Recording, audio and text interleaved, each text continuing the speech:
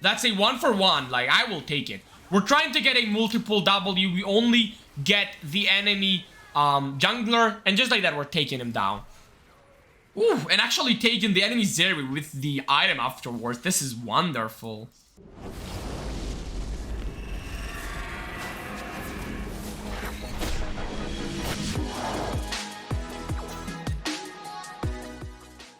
What is going on, guys? We're going at it once again, spectating Fierce, the #1 Ekko E-West, playing in Masters with a whopping 70% win ratio. One tricking Ekko. Now, we're talking about a dude who is solo carrying every single one of his games, playing a playstyle that is fairly easy to pull off. You will see it and you will be absolutely dazzled by how easy it actually is.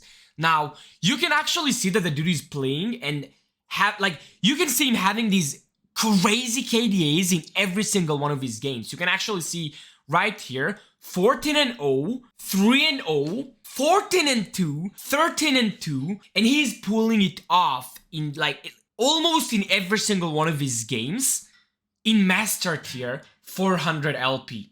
So if he can do it, you guys can do it in your diamond, plat, gold, silver games as well. And you will get results that are way crazier. With all that being said and done, let's go into the actual gameplay, guys. Okay, so we're spectating Fierce playing Ekko versus Taliyah in the midst of the map. Ardit is actually going for the Electric rune page. I will put his rune page on the screen for you. I will also put the First Strike rune page on the screen for you, just because it's my personal favorite and the best Ekko in the world. Rank 10 China, if I'm not mistaken, usually runs the First Strike. The First Strike rune page allows you to reach the mid and late stages of the game faster, while the Electric rune page gives you a little bit more early pressure and a little bit of more early game damage, and it is way safer rune page to go for. So you guys can choose between the rune pages. Now, with that being said and done, let's continue into the actual gameplay.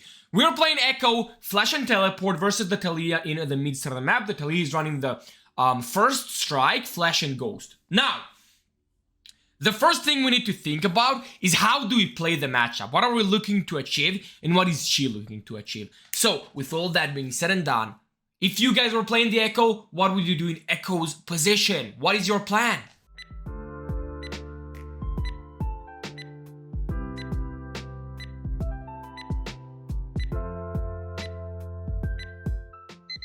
And if you said that we are looking to save our health as much as we can while trying to get all of the EXP, right? So we're just looking to get it all the way to level 4, 5, 6 without dying and without giving the enemy too big of an advantage. So we will leech the XP, we will make sure to not sacrifice too much health. And then on top of that, this is just a small tip that you will see the Ekko doing here that is actually pretty big. We know that the Taliyah will have prio on the mid side of the map. We don't really have any way to push the wave because she's ranged versus us being melee. So she can push the wave with auto attacks, Qs and all of that, while we can only auto attack the wave. If we will go for the auto attacks, we will get punished for it. So she has the upper hand as far as the wave control goes. So we know that we will not have wave control, which means that we won't be able to ward the bottom or the top side of the map for the early scuttles, and we won't really be able to follow for it. So what we're doing is instead of just sitting on a ward, we will go ahead and we will most likely go toward the enemy raptors at around 1 minute 20, right? So we can actually see him in the bush, in the pixel bush at 1 minute 15 seconds, going out at 1 minute 20, right? Yeah, 1 minute 20, we're going towards the enemy raptors. We do spot the Taliyah over here, so we kind of hesitated a little bit. We do see that she has the First Strike, so we're trying to not give her the gold over here. Unfortunately, we did take a little bit of a punish. But then again, we're going into the lane, just trying to leech the XP, get the minions. We got him? No, we actually got only 2. I was sure that we got 3, but that's fine, that's fine, that's fine. And then again, we just let her push towards us. That's perfectly fine. She's just pushing towards us. There isn't anything that we can do against it, so we just allow it. We slowly throw the Qs into the wave and just try to not get punished too much by her first strike. Well, you can see that we're always in the EXP range. Every time a minion is about to die, we're just throwing the Q and we're making sure that we're in the EXP range. That's beautiful. That's just beautiful. We do start it with the Dark Seal into the refillable potion. Our dude is really comfortable with his Ekko. You can actually see him going for the same moon page, same items like in 90% of the games. We do get punished for the minions. Now let's go back a little bit. We do know that the enemy Talia actually has the first strike, so I personally wouldn't trade that match health. If she wouldn't have the first strike, then I might opt for that minion. But because we know that she has the first strike up, she has Q, W, and E, I would personally just sit back, let that minion die, or let the wave crash the turret, and just sit behind and just leech the XP. Unfortunately, we do take an unfavorable trade for us, but that is perfectly fine. Now, think about it like this. You guys are the Ekko. You know that you have 1 health pot, and you are pretty healthy. We do know that this wave is a normal wave. This is something that you constantly need to think about as Ekko. You see that this wave is a normal wave, and you see that the next wave is actually another normal wave, right? So we think, how can we get a reset? We know that both of the waves are normal wave. So, if you guys were in Ekko's position, what would you do?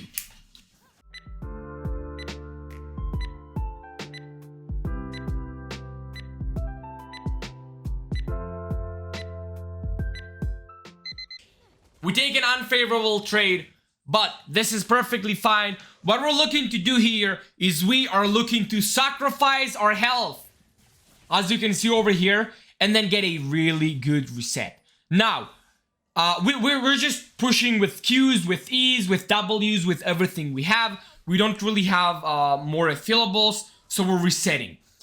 Here, the reset is really good because we have the teleport on us. If we wouldn't have the teleport, we would not sacrifice all of that health, but because we do have it, we will sacrifice the health.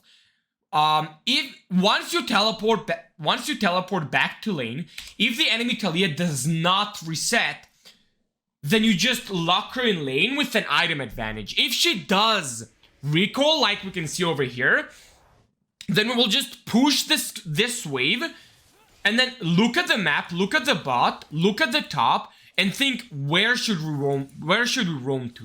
We finish the wave. We see that the bot lane is already dead by the time we will reach there. The top lane is alive though, so we're going towards the top side of the map, roaming while Pan and Camera getting back to us.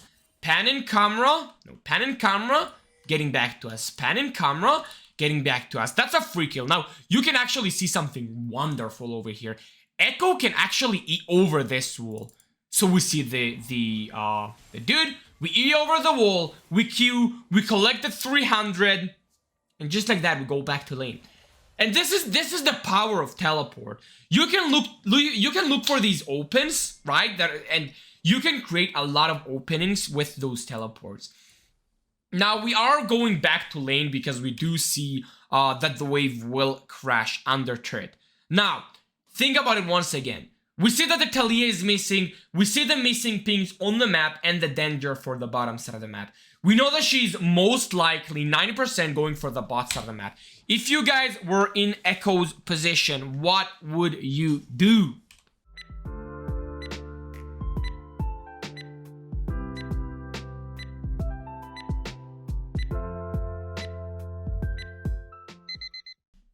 And if you said that we're looking to push this wave as fast as we can, and the next wave as fast as we can, and then look to roam because we see action in the bot side of the map. So we're pushing this wave as fast as possible. We see the Talia and the Ivern on the bottom side of the map. So we're going for it. We're going for the roam. We will look at the bot lane and we see what is going on. We see that by the time that we get there, they are under turret and they continue going back. So we're pathing through the enemy blue, probably Wing the bush over here because we think that someone will be there. So we get the W, wait half a second into the E, Q, and that's a 300 for us. Wonderfully done by the Ekko. Now we're just going back. Nothing too fancy. And look at how easy it is. And we'll just press B over here. The play's over. We're pressing B. And going back to lane. We do see that the Karthus is in our lane right now. He will probably show like both of these waves. So we will still path towards the mid lane probably. By the time that we will reach mid lane, he will probably go towards the bottom side of the map. So it's fine to path towards it. We're getting to lane with a Blasting Wand, Doran's Ring, and Amplifying Tome. Now, with these 3 items... Actually, with the Electrocute, you gotta have the Dark Seal as well. So, with these 4 items, you can see that we can actually Q the back minions once, and we will get the 3 of them, and auto-attack melee minions once for each of them. So, we're throwing the Q, we eat a little bit of a... Oh, actually, we don't one-tap them. This is why I personally prefer the first Strike Room page, but that is perfectly fine. We see that the Talia is roaming, so we will just look to push this wave as fast as we can, and then match her. We see that there is a fight happening here. We throw the Q back to the wave, and then we start going towards it. We see the Talia. We see that the play is almost over. We're looking to see whether the W will land, and because we see that it actually does not land, the Drake is up, so we could go in, right?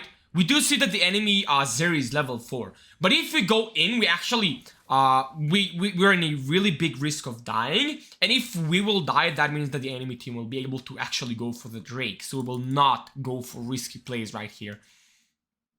We're on top of that, we're already like ahead, so there isn't really any reason to go for it.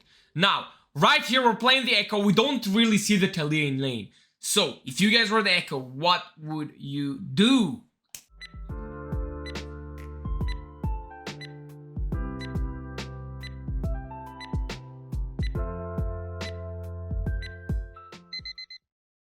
If you said that we're looking to push this wave and the next wave once again, and then we can actually see the Talia recall. So we auto, throw the Q, auto, go a little bit back, auto again, get the entire wave. We look at the map. We look top, we look bot. We see that the top lane has higher chances of working because both laners are really low. So we instantly start pathing towards the top side of the map. Let's fast forward it. We use the Oracle lens just to make sure that we will not get spotted by wards. If we do walk on a ward, then we just clear the wards and get back to lane. But because there are no wards on like over here, so then we're going for the enemy Ord. We are throwing the W, E, oh, timing it perfectly with a flash. The Q doesn't get the 3 hit. We do see the Ivern over here. We auto attack the Ord. Throw the Q, get the 300. The Riven gets the other 300 on the Ivern. Just like that, dude. You're just taking over the game with all of those roams. You have so much presence on the map. Afterwards, we are going back to our lane, because if we will not go back to our lane, then we will lose an entire cannon wave. So we will not just reset in top, we will walk back to mid, right? We do fail the E over the wall, but this is perfectly fine. Do we get punished for it? Not really. Alright, that's good. Yo, that's a really bad... Yeah, that's a bad spot because she can, like, W you. But alright. Now, over here, once again, you're just looking to shove wave.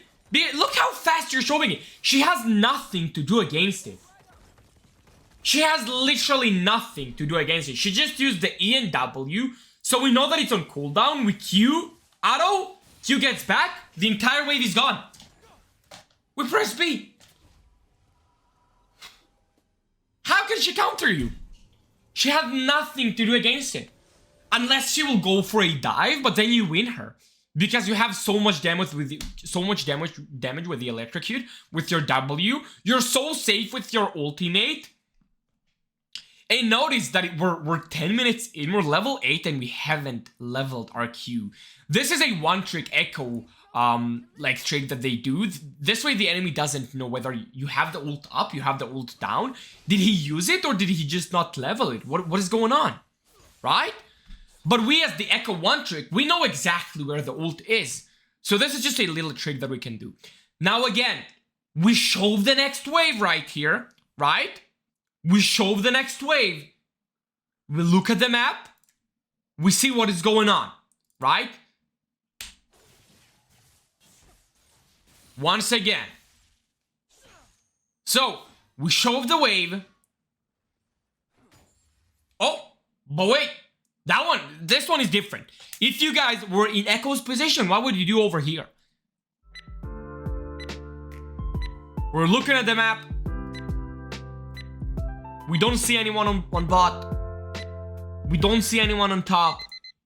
So, if you answered, we see a low mana bar Talia. That's an instant dive. Now, just look at how slow we're playing it. Just look at how slow we are playing it. She eat, we eat, she ghosts, we back. We're going for this wall. Look at how slow we're playing it once again. We know that she has her sons, right? We EQ. She flashes, we back. It's not that hard.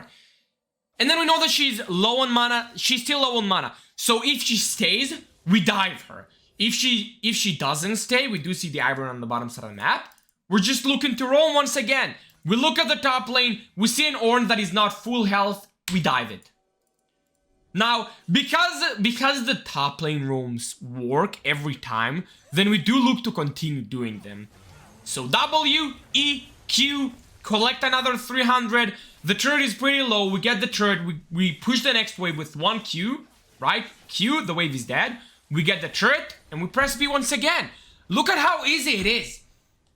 You're just looking for the lane that has this wall in it. You think whether it's roamable, and you just sit on that lane 24/7. You don't allow the enemy team to lane properly. What can you do? If the enemy laner wants to match your push, dude, he can't. He can't. Now, here, we're playing the Ekko. We always look at the map. We see action in the bottom side of the map, right? So, if you're playing the Ekko, if you're in Ekko's position, and you see this, pause. What are you doing in Ekko's position? Put the timer on.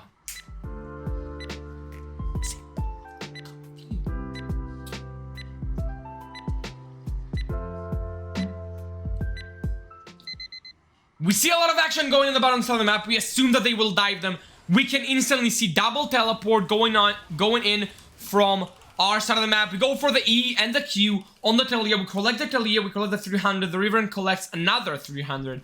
So that is 1 death for us and 2 deaths for the enemy team. This is wonderful map awareness right there. This is just next level map awareness right there. And and he's doing so many plays in 11 minutes in. Like, he finished the laning phase with all of the plays, and we're only at 11 minutes in, right? That's just crazy. We took the mid lane turret, we took the top lane turret. We had so much pressure on the top lane, so this allowed the Jarvan to actually collect the Herald and clear mid lane turret. We collect the bot lane turret now, and we get all of the plays. Look at how much stuff we're doing over here. We're trying to dive the Talia because we have the Jarvan Ivy around us and Mr. Karthus. Wait, I just noticed, guy. This is Twitch TV Little Santa right here. Look at that shit.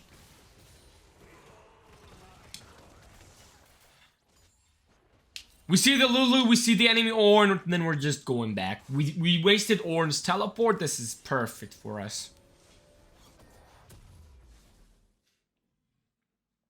Now, From here, the decision making isn't...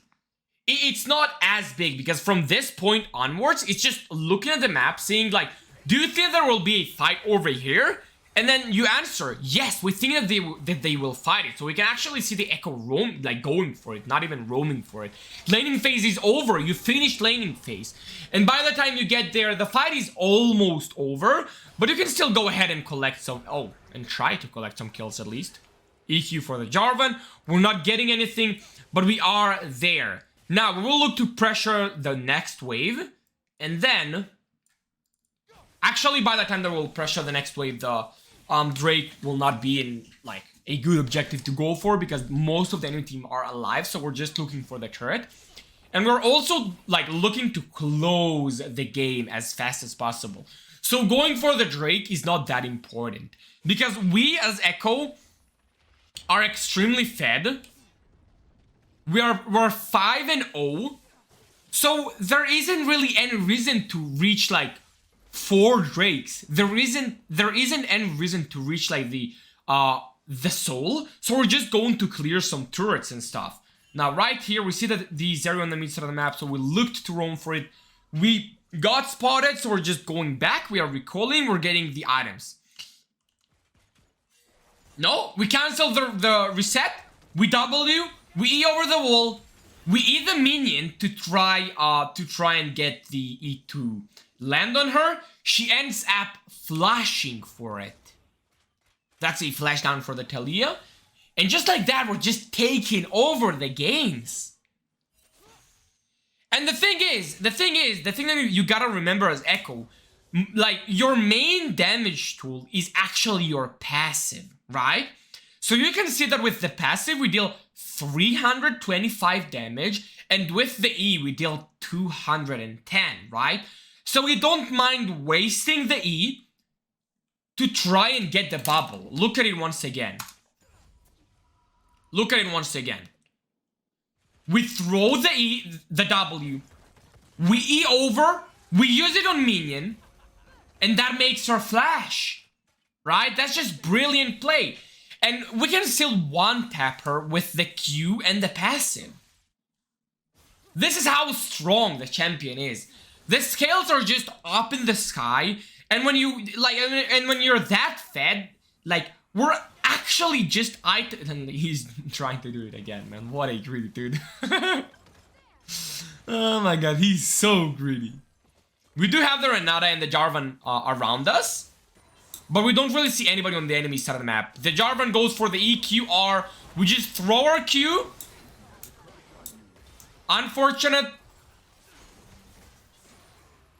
That's a 1-for-1, like, I will take it. We're trying to get a multiple W. We only get the enemy jungler, and just like that, we're taking him down. Ooh, and actually taking the enemy Zeri with the item afterwards. This is wonderful. Now, we are 6-0, and because we're 6-0, we will actually not itemize for the Ekko, and we'd rather go for the, like, Rabadons. We have 2.3k gold on us.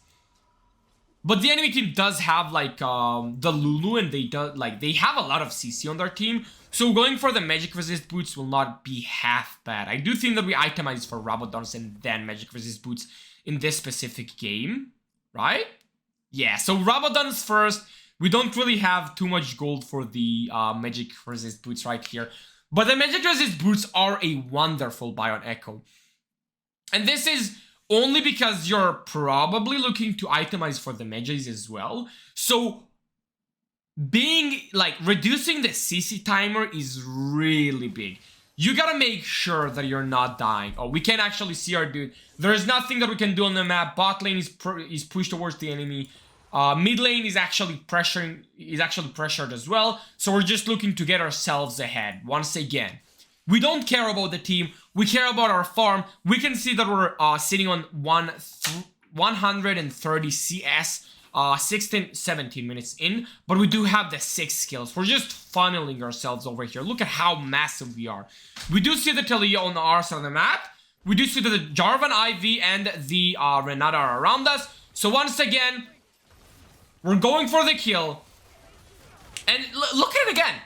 we're not scared to use the E for mobility when we are that ahead. We see the Renata, we E, we use the E on the minion, we throw the Q, we're trying to get the third auto attack, and it's a kill. Because once again, the third auto attack is your main damage. The Q and your third auto attack are the main things you're looking to inflict on the enemy, right? So we're taking the turret, and like, from here the game is just one-sided. We applied way too much pressure. We have another Herald. We pressured the bottom side of the map while the team went for the Herald. We are looking to get multiple men W over here. We don't really manage getting too much with it. The turret goes down. We are looking for an EQ on someone. No, we're playing it slowly rather, because we see the Ornn ult. And because we are pretty low, we just wait for W's, man. Q, it doesn't land, we continue waiting.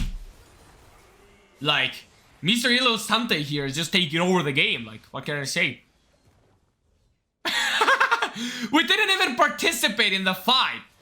But then we do end up getting another 300.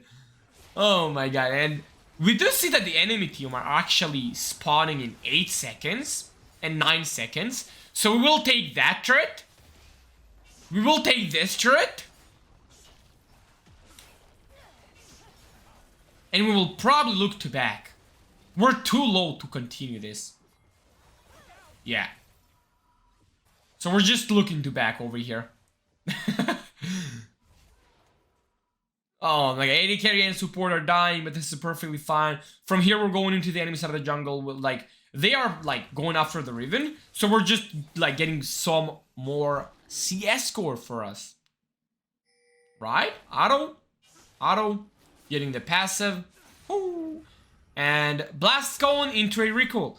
We have 1.7k gold on us. I suppose that we're not recalling straight up because we want like 2 items. I suppose that in a 7-0 game we want like Magi's plus Magic Resist boot, but let's see why we're not recalling exactly. Like, we're just funneling ourselves over here. I think that I'm pretty sure that he's calculating like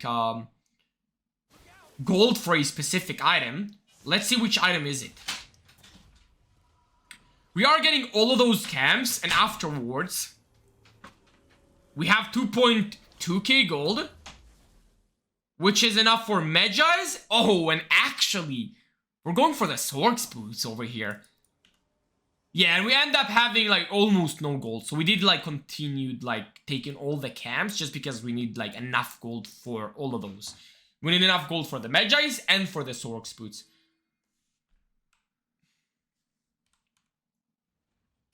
We're going for the bottom of the map. We make sure that it pushes as fast as possible. Afterwards, going for the enemy jungle side of the map, taking all the camps, making sure that we're using our oracles to clear all the wards we can.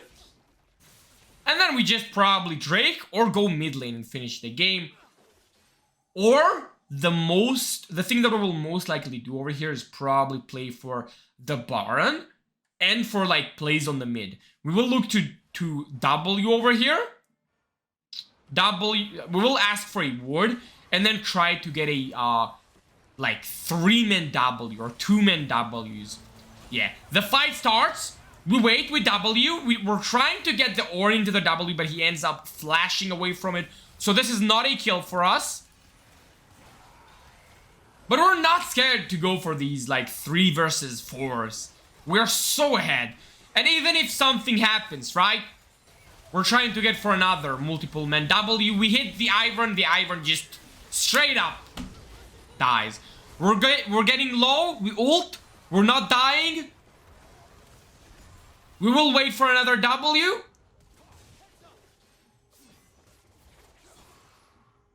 We got the Ivern. The support died. The Riven ends up dying as well. But we are looking for another W pickup. The pickup is not there. The mid lane turret is alone. We're trying to see whether we can take it over here. Unfortunately for us, we can't. That was a like bad trade. A Baron call could have been better to just take control over the Baron, right?